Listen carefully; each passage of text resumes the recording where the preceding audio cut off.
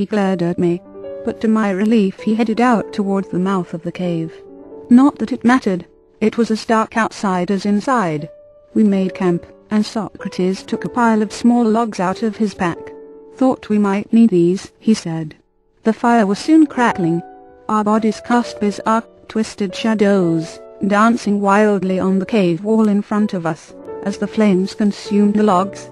Pointing to the shadows, Socrates said, "These shadows in the cave are an essential image of illusion and reality, of suffering and happiness.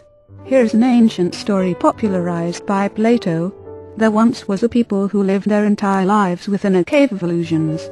After generations, they came to believe that their own shadows, cast upon the walls, were the substance of reality.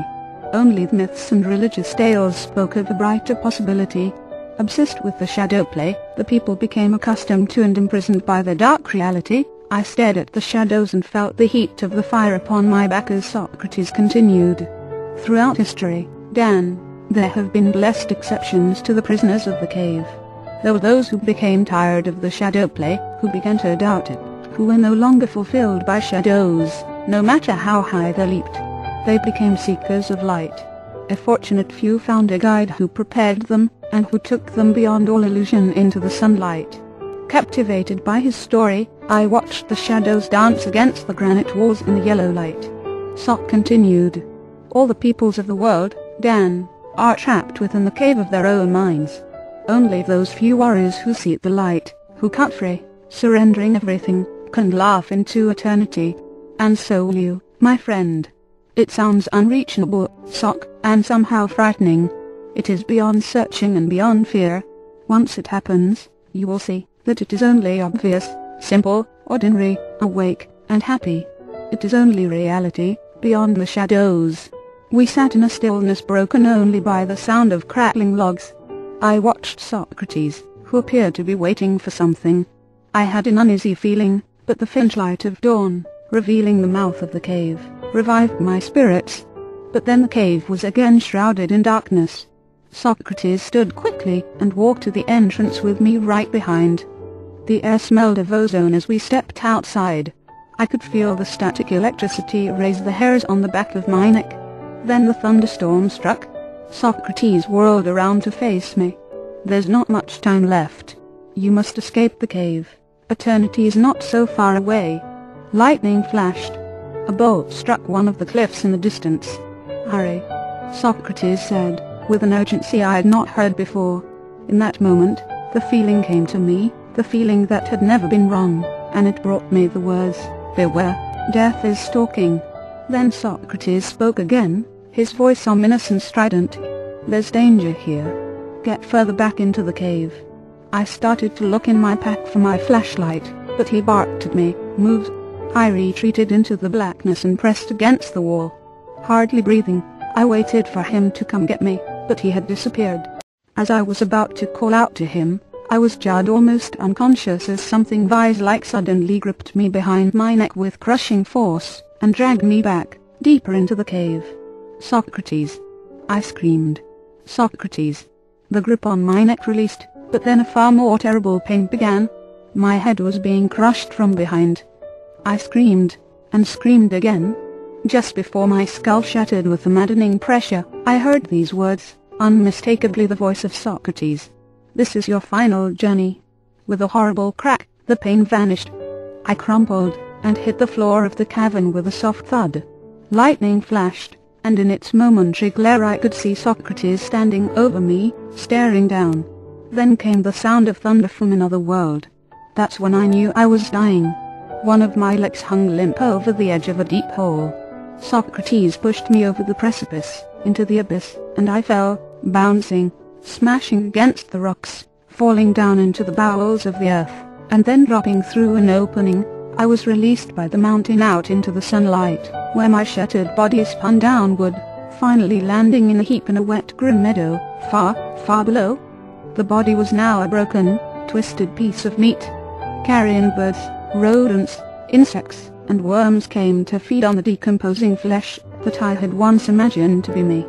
Time passed faster and faster. The days flashed by and the sky became a rapid blinking, an alternation of light and darkness. flickering faster and faster into a blur. Then the days turned to weeks, and the weeks became months.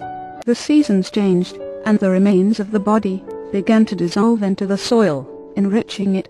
The frozen snows of winter served my bones for a moment in time, but as the seasons flashed by in ever more rapid cycles, even the bones became dust. From the nourishment of my body, flowers and trees grew and died in that meadow. Finally even the meadow disappeared. I had become part of the carrion birds that had feasted on my flesh, part of the insects and rodents, and part of their predators in a great cycle of life and death. I became their ancestors, until ultimately they too were returned to the earth. The Dan woman who had lived long ago was gone forever, a flashing moment in time, but I remained unchanged through all ages. I was now myself, the consciousness which observed all, was all. All my separate parts would continue forever, forever changing, forever new. I realized now that the Grim Reaper, the death Dan Millman had so feared, had been his great illusion. And so his life too had been an illusion, a problem, nothing more than a humorous incident, when consciousness had forgotten itself. While Dan had lived, he had not passed through the gate. He had not realized his true nature. He had lived in mortality and fear, alone. But I knew, if he had only known then what I know now. I lay on the floor of the cave, smiling, sat up against the wall, then gazed into darkness, puzzled, but without fear. My eyes began to adjust, and I saw a white-haired man sitting near me, smiling. Then, from thousands of years away, it all came back, and I felt momentarily saddened by my return to mortal form. Then I realized that it didn't matter, nothing could possibly matter. This struck me as very funny. Everything did, and so I started to laugh. I looked at Socrates. Our eyes gleamed ecstatically. I knew that he knew what I knew. I leaped forward and hugged him. We danced around the cavern, laughing wildly at my death. Afterward, we packed and headed down the mountainside.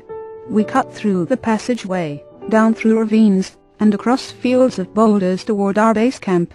I didn't speak much, but I laughed often, because every time I looked around, at the earth, the sky, the sun, the trees, the lakes, the streams, I remembered that it was all me. All these years Dan Woman had grown up, struggling to be a somebody. Talk about backwards. He had been a somebody, locked into a fearful mind and a mortal body. Well, I thought, now I am playing Dan Millman again, and I might as well get used to it for a few more seconds in eternity, until it too passes. But now I know that I am not only the single piece of flesh, and that secret makes all the difference. There was no way to describe the impact of this knowledge. I was simply awake, and so I awoke to reality, free of any meaning or any search. What could there possibly be to search for?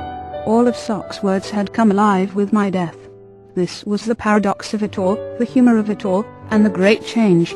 All searches, all achievements, all goals, were equally enjoyable, and equally unnecessary. Energy coursed through my body. I overflowed with happiness and burst with laughter. It was the laugh of an unreasonably happy man.